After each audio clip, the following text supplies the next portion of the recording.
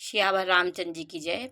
देखिए, जब रामचंद्र जी और लक्ष्मण जी फूल तोड़ने के लिए उस वन और उस बाग और उस सरोवर में गए, तो वहां पर सीता भी माँ पार्वती की पूजा करने आई।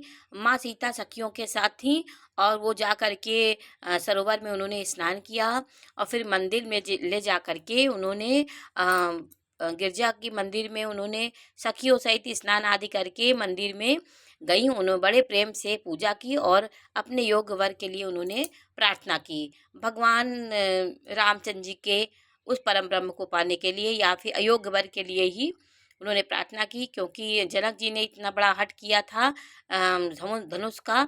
तो धनुष इतना विशाल था कि उसको कोई तोड़ नहीं पा रहा था, उठा तोड़ने को क्या, वो हिला तक नहीं पाता था। तो राजा जनक को उनका संकल्प बहुत कठिन लगा।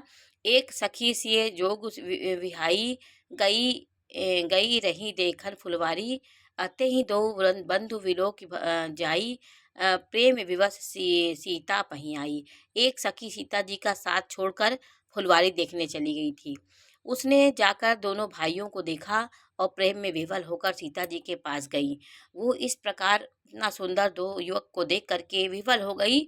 और दोहा नंबर 228 में है कि तासु दशा देखी सखिन, पुलक गात जनु नैन, और जलु नैन कहु का कारनु, निज हरस कर पूछे सब मृदु बैन।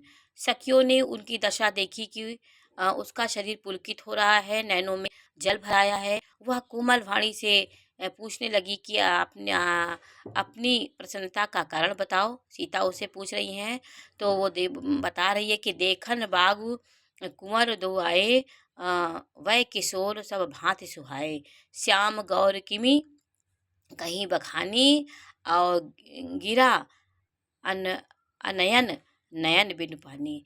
उसने कहा कि हे राजकुमार, वो दो राजकुमार हैं, बाग देखने आए हैं, किशोर अवस्था के हैं और इस प्रकार से सुंदर हैं। वे सांवले गौर हैं, उनका सौंदर्य को कैसे बखान करूं।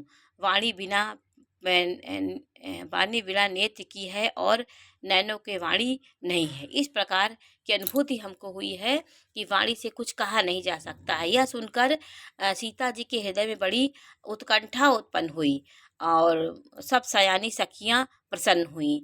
तब एक सखी कहने लगी कि हे सखी, ये वही राजकुमार हैं जो कि सुना है कि कल विश्वामित्र मुनि के साथ आए हैं। उन्होंने यही सब वार्तालाप उन पे हो रही कि कौन है, इस प्रकार की अद्भुत उनकी छवि है, ये कौन है।